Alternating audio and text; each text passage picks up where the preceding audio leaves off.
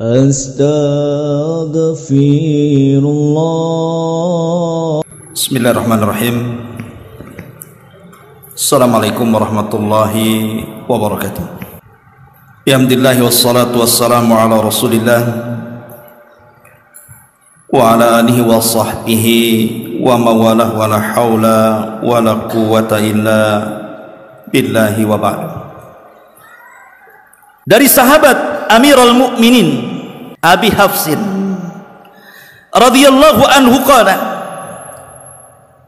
sami'tu Rasulullah sallallahu alaihi wasallam yaqul, Nabi sallallahu alaihi wasallam bersabda, innamal a'malu binniyat wa innamal likulli imri'in ma nawa. Amal itu, kata Rasul, ditentukan dengan niat-niat, dan seseorang mendapatkan pahala juga ditentukan karena niatnya. Kemudian Rasul mengatakan, faman kanat hijratuhu ilallahi wa rasulihi fahijratuhu ilallahi wa rasulihi. Barang siapa yang hijrahnya karena Allah dan Rasulnya, maka dia akan mendapatkan dalam hijrahnya Allah dan Rasulnya. Kemudian kata Rasul, wa man kanat hijratuhu lidunya yusibuha aw imra'atin yatazawwajuha wa fi riwayatin yankihuha fahijratuhu ila ma hajara ilaihi. Tapi kalau hijrahnya mencari dunia atau wanita yang hendak dinikahinya, maka dia akan mendapatkan itu saja. Lihat, Rasul tidak mengulang kalimat fahijratuhu ila dunya atau ila imra'ah yatazawwajuha, tidak, tapi mengganti dengan dhamir, karena hinanya hijrah yang dilakukan bukan karena Allah dan Rasulnya itu. Taib, kita akan cerita tentang, dimulai dari asbab urutnya dulu. Kenapa Nabi SAW sampai bersabda seperti ini? Sebagian para ulama mengatakan, kenapa Rasul sampai mengatakan innamal a'malu binniyat sampai akhir hadis ini?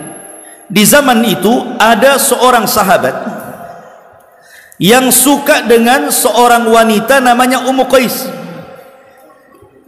Walaupun Al-Hafidz Ibnu Hajar rahimahullah ta'ala mengatakan sebenarnya bukan asbab urud, sebenarnya riwayatnya sahih ya, tapi bukan asbab urud. Tetapi ulama mutaakhirin menyambung-nyambungkan bahwa riwayat ini dijadikan asbab urud daripada hadis innamal a'malu binniyat.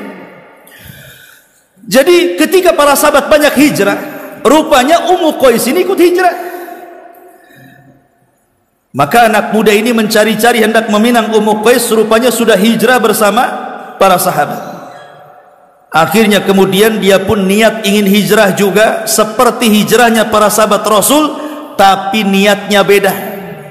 Baik, kemudian sahabat Nabi SAW ketika hijrah, mereka betul-betul ikhlas karena Allah dan Rasulnya. Lah anak muda ini, dia hijrah bukan karena Allah dan Rasulnya, tapi mengejar seorang wanita namanya Ummu Qais. Subhanallah. Ketika para sahabat Nabi SAW mendapatkan pahala besar dalam hijrah mereka karena mereka niatkan untuk Allah dan Rasulnya, rupanya anak muda ini tidak dapat pahala sedikit pun, karena dia hijrahnya bukan karena Allah dan Rasulnya, tapi mengejar seorang wanita. Makanya Rasul ketika mengatakan barang siapa yang hijrahnya karena dunia ataupun wanita yang dihendak dinikahinya, tidak mengulang, tetapi mengganti dengan kata ganti, fahijratuhu ila ma hajara ilaihi litahkiriha, karena hijrahnya itu sangat menghinakan dirinya. Bagaimana tidak, coba, sudah lelah, letih, tiba-tiba kemudian gak dapat pahala, apa ndak hina kehidupannya? Itulah kemudian Rasul mengatakan innamal a'malu binniyat wa innamal likulli imri'in ma nawa. Faman kanat hijratuhu ilallah wa rasuli fahijratuhu ilallah wa rasuli wa man kanat hijratuhu lidunya aw imra'atin yatazawwajuha fahijratuhu ila ma hajara ilaihi. Sedikit faedah ikhwatu fiddin muliakan Allah Subhanahu wa taala. Hadis ini disebutkan Imam Ahmad sebagai hadis thuluthul Islam. Kalau Islam dibagi 3, maka sepertiganya ada dalam hadis Ummul Mukminin Aisyah radhiyallahu anha, man ahdatha fi amrina hadza ma laysa minhu fahuwa rad, atau man amila amalan laisa alaihi amruna fahuwa rad. Kemudian sepertiganya di hadis Nu'man ibn Bashir, sahabat yang pertama lahir dari kalangan Ansar pasca hijrah Nabi. Kalau dari kalangan Muhajirin, namanya Nu'man ibn Bashir, dikenal hadisnya al halalu bayyinun wal haramu bayyinun. Semua ada dalam kitab Arba'in Nawawi, dan sepertiganya hadis yang kita bahas ini. Makanya Imam Ahmad mengatakan bahwa madarul Islam itu fi thalathati ahadis, bahwa sumbernya Islam itu ada di 3 hadis ini. Lah salah satu hadis innamal a'malu binniyat. Coba bayangkan, jadi kita sedang mempelajari sepertiga Islam, kalau antum paham. Makanya penting mempelajari hadis innamal a'malu binniyat ini. Ada satu kisah yang menarik ikhwan, ketika para ulama tafsir memberikan catatan kepada surah An-Nisa ayat 100, karena ada kaitan dengan hadis yang kita bahas. An-Nisa ayat 100, Allah subhanahu wa ta'ala berfirman dalam surah An-Nisa ayat 100 ini, wa man yuhajir fi sabilillah yajid fil ardi muraggaman katsiran wasa'a wa man yakhruj min baitihi muhajiran ilallah wa rasulihi thumma yudrikuhul mautu faqad waqa'a ajruhu 'ala Allah wa kana Allahu ghafurar rahima. Barang siapa berhijrah, kata Allah, di jalan Allah, niscaya mereka mendapati di muka bumi ini tempat hijrah yang sangat luas dan rizki yang banyak. Ini kalau hijrah mencari dunia, di mana saja ada. Bumi ini luas, mau cari rizki di mana saja ada. Tetapi barang siapa yang keluar hijrahnya, keluar rumahnya dengan maksud berhijrah kepada Allah dan Rasulnya, kemudian kematian menimpanya sebelum sampai ke tempat tujuannya, maka sungguh telah tetap pahala di sisi Allah, dan Allah Maha Pengampun lagi Maha Penyayang. Di Allahu anhuma, ada seorang sahabat namanya Dhamrah ibnu Jundub, namanya Dhamrah ibnu Jundub. Dhamrah ibn Jundub ini sudah tua, sudah sangat tua sekali. Dia tidak sanggup untuk berjalan seperti sahabat-sahabat yang lain yang hijrah dari Mekah ke Madinah. Badan mereka masih kuat dan kekar sehingga mereka mampu melintasi jalan berkilo-kilo. Nantilah kalau Allah antum takdirkan, nanti sudah besar kemudian umrah, tahulah perjalanan Mekah Madinah itu seperti apa itu. Gurun pasir, bebatuan, bukit, lembah, macam-macam tuh. Jadi Dhamrah ibn Jundub ini karena sudah tua, dia hanya melihat para sahabat Nabi yang hijrah, sementara dia tidak sanggup untuk berjalan hijrah ke Madinah. Tapi ketika semua sahabat sudah hijrah ke Madinah, dia ditinggal sendirian. Maka tekanan dari orang-orang kafir Quraisy itu semakin menjadi-jadi kepada Dhamrah ini, sehingga dia tidak tahan. Akhirnya kemudian Dhamrah ibn Jundub ini terpaksa dia ingin hijrah. Daripada mendapatkan tekanan hebat dari orang musyrik, ada hijrah sajalah saya. Akhirnya kemudian orang tua yang sudah renta ini, dia bawa perbekalannya, kemudian dia mulai berjalan kaki dari Mekah menuju Madinah. Tapi namanya sudah tua, sudah renta, tidak sanggup berjalan. Di tengah perjalanan akhirnya jatuh sakit. Ketika maka dia langsung menepuk kedua tangannya. Pertama dia tepuk seperti ini, kemudian dia mengatakan, Allahumma hadhihi bai'ati li nabi. Ya Allah, terimalah, inilah baiatku kepada Nabi. Kemudian ditepuk lagi satu kali, dia ngomong gitu lagi.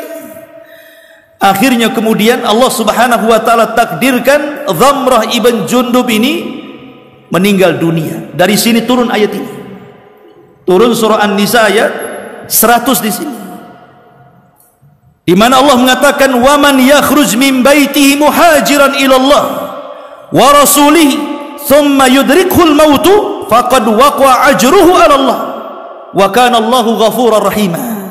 Barang siapa yang keluar dari rumahnya betul-betul hijrahnya karena Allah dan Rasulnya, kemudian di tengah jalan kematian menjemput dia, maka tetap pahala hijrahnya sudah sampai kepada Allah subhanahu wa ta'ala. Inilah makna wa man kanat hijratuhu ilallahi wa rasuli fa hijratuhu ilallahi wa rasuli.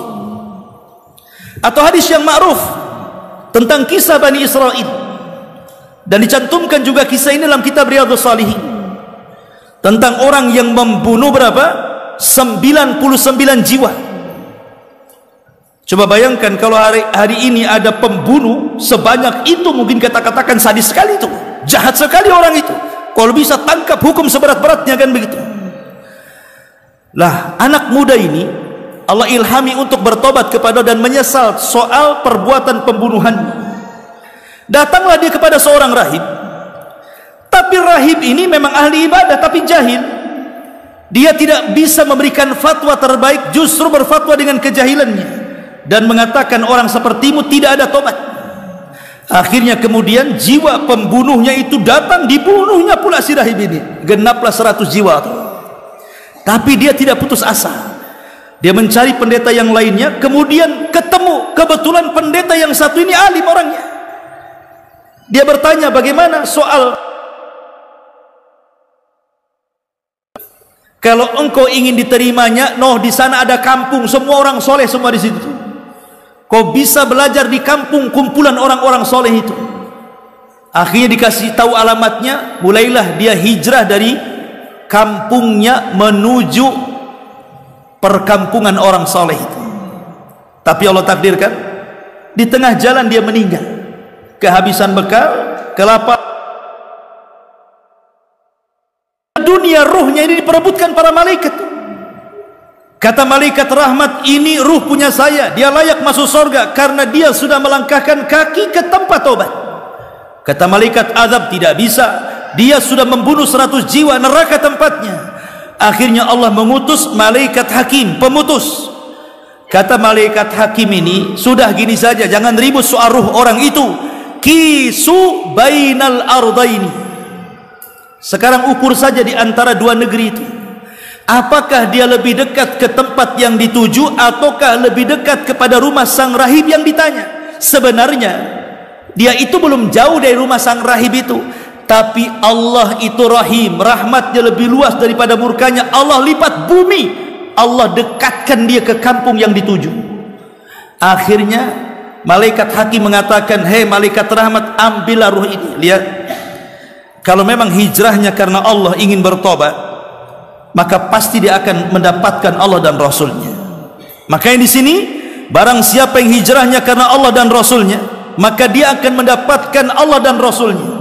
Maksudnya akan mendapatkan Allah dan Rasulnya itu qasdan wa syar'an. Qasdan itu maksudnya sudah diterima, dan syar'an itu maksudnya sesuai dengan syariat arahan Nabi.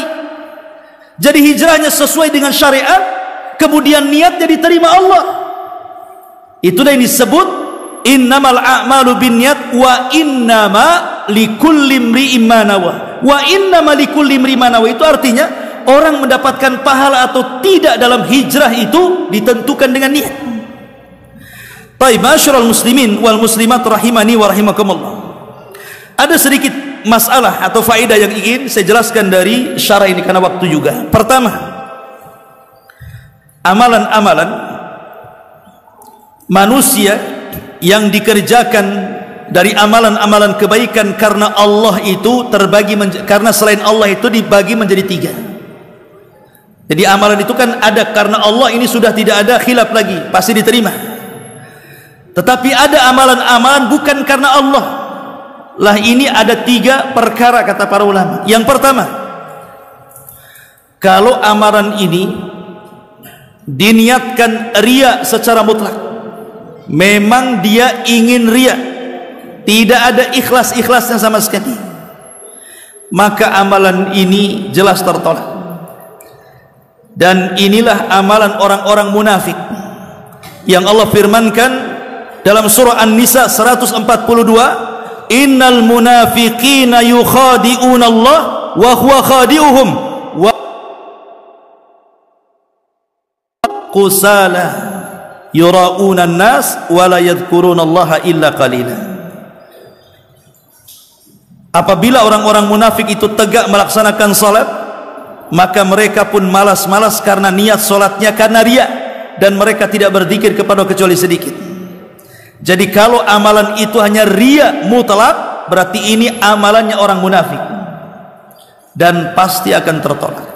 Bahkan lebih ngeri lagi, ada sebuah hadis. Kata Nabi SAW, awal man tusyu'ira bihin nar yaumal qiyamah thalathatu. Manusia yang pertama kali disentuh api neraka itu 3 manusia. Yang pertama orang yang bersedekah, yang kedua orang yang pakar Quran, dan yang ketiga orang yang berjihad di jalan Allah. Tapi karena tiga-tiganya memang riya mahab, betul-betul riya, tidak ada yang lain, makanya Allah masukkan semua ke neraka, dan mereka orang yang pertama disentuh api neraka. Ini yang pertama. Kemudian yang kedua, ikhlas dan riya dicampur aduk. Di dalamnya ada ikhlas, tapi dalamnya juga ada riya. Maka amal yang kedua juga ditolak. Karena Allah Subhanahu wa taala berfirman dalam hadis qudsi, kata Nabi sallallahu alaihi wasallam, Allah berfirman, ana aghna syuraka 'ani syirki. Faman 'amila li 'amalan asyraka fihi ghairi taraktuhu wa syirka. Kata Nabi SAW, aku adalah zat yang tidak berhajat kepada sekutu. Maka siapapun yang beramal selainku, ku tinggalkan dia dan sekutunya. Maka amalan yang bercampur dengan riya, ikhlas dan riya pun tetap tertolak. Ini yang kedua. Kemudian yang ketiga, ada amalan itu ikhlas, tapi di balik keikhlasannya itu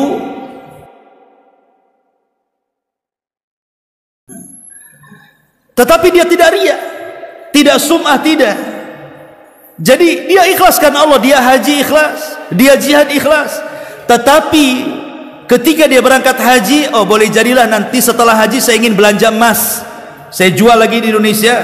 Atau mungkin setelah berperang, kalau memang harta ghanimah saya pun pengen mengambilnya. Itu kan ada keikhlasan, tapi di balik itu juga ada keinginan dunia. Maka kata para ulama, yang seperti ini tidak gugur amalannya, tetapi dikurangi. Ya, pamannya haji, saya haji ikhlas karena Allah, tapi pulangnya beli emas untuk dijual di Indonesia. Hajinya sah, dapat pahala, tapi tidak sesempurna pahala orang yang betul-betul lillahi ta'ala hajinya. Ma'asyiral muslimin wal muslimat rahimani wa rahimakumullah. Sekarang pertanyaannya, bagaimana kalau seandainya seseorang itu haji kemudian pulang haji, tiba-tiba kemudian dipanggil Pak Haji, Bu Hajah, padahal dia tidak niat ingin dipanggil itu? Apakah kemudian mengurangi keikhlasannya, maknanya mengurangi pahalanya?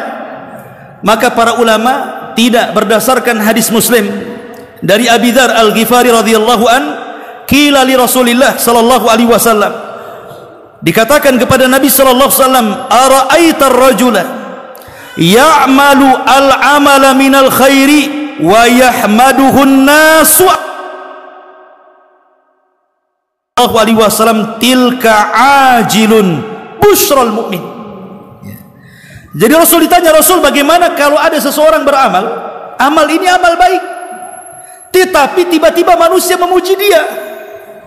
Nah, seperti contohnya tadi, ada orang yang haji, dia nggak mau dipanggil Pak Haji, tapi tiba-tiba kemudian ketika orang tahu dia sudah haji, dia malas juga manggil pula dia Pak Haji. Maka Rasul mengatakan orang seperti ini mendapatkan kabar gembira yang disegerakan di dunia sebelum akhirat. Artinya tidak mengurangi keikhlasannya, asal tidak ada niat untuk itu. Kecuali memang niatnya untuk itu. Kalau dipanggil, nggak dipanggil Pak Haji, tak mau nengok pula dia. Pas dipanggil Pak Haji baru nengok, kan gitu. Nah ini yang riya seperti ini yang banyak di negeri kita ini. Ma'asyiral muslimin wal muslimat, santri ikhwan dan akhwat rahimani wa rahimakumullah. Kemudian masalah yang kedua,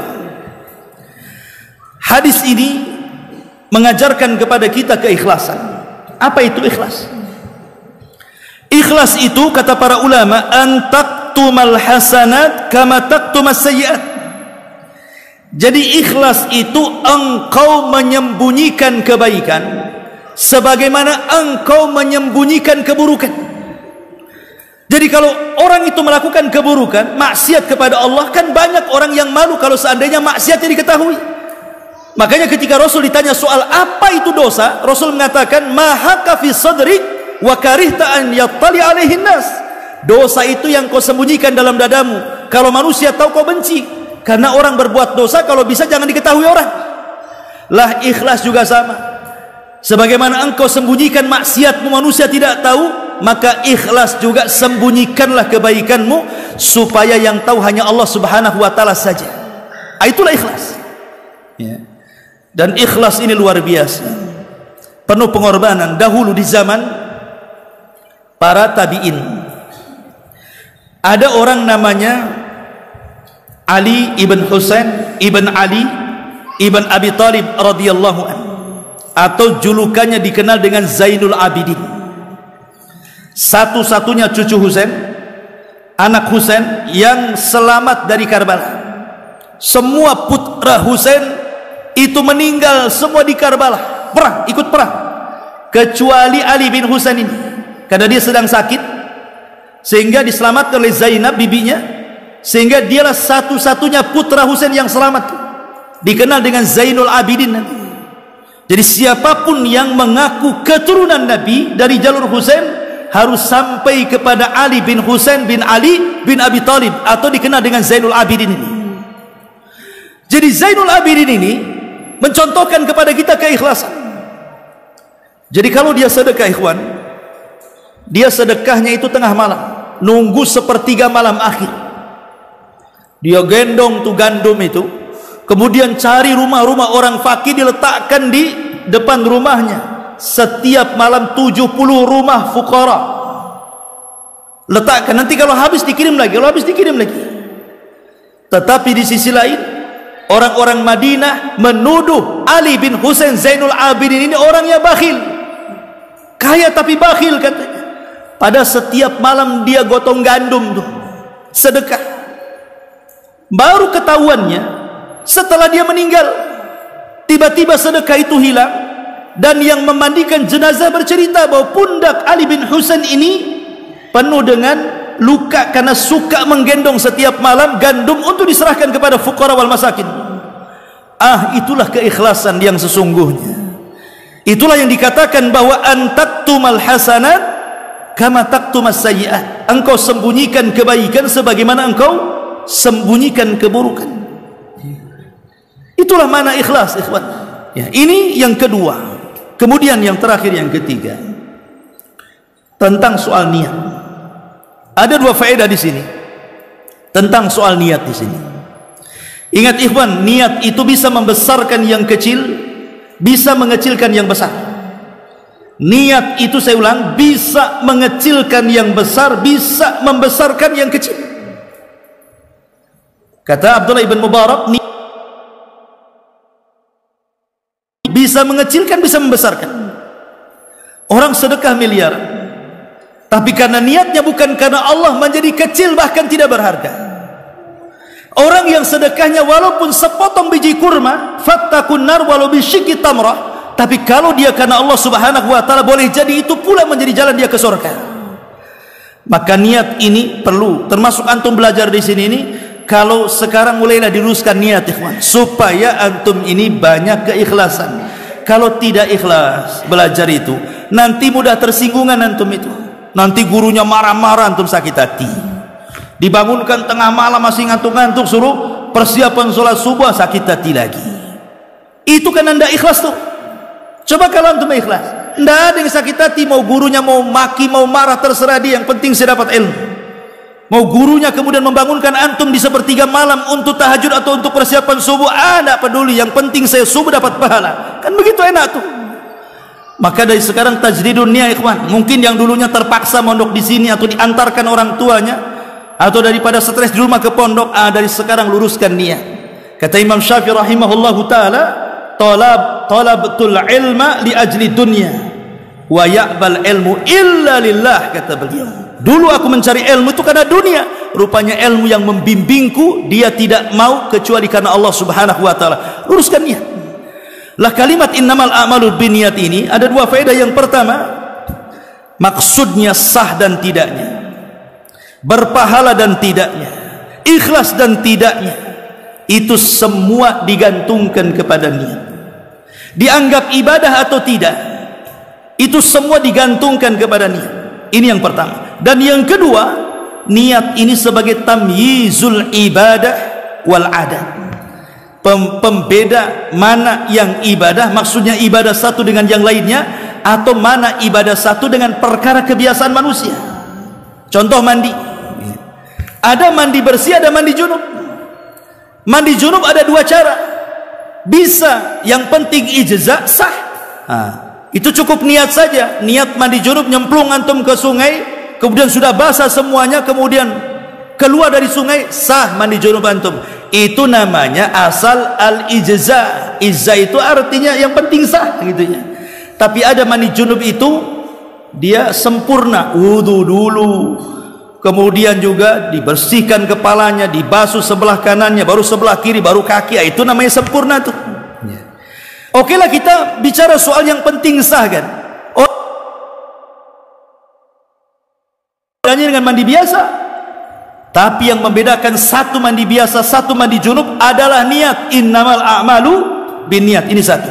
Yang kedua, antara ibadah satu dengan yang lainnya. Antum masuk nih ke masjid, di situ ada sholat sunnah wudu, di situ ada tahiyatul masjid, di situ ada rawatib, kan macam-macam dua sholat sunnah rakaat itu. Lah, yang menentukan oh ini tahiyatul masjid, ini sholat sunnah wudu, ini rawatib, ini adalah niatnya. Tapi ingat, mahallun niyah fil qalbi. Tempat niat itu di hati. Niat bukan zikir harus lafadzkan. Niat itu dalam hati.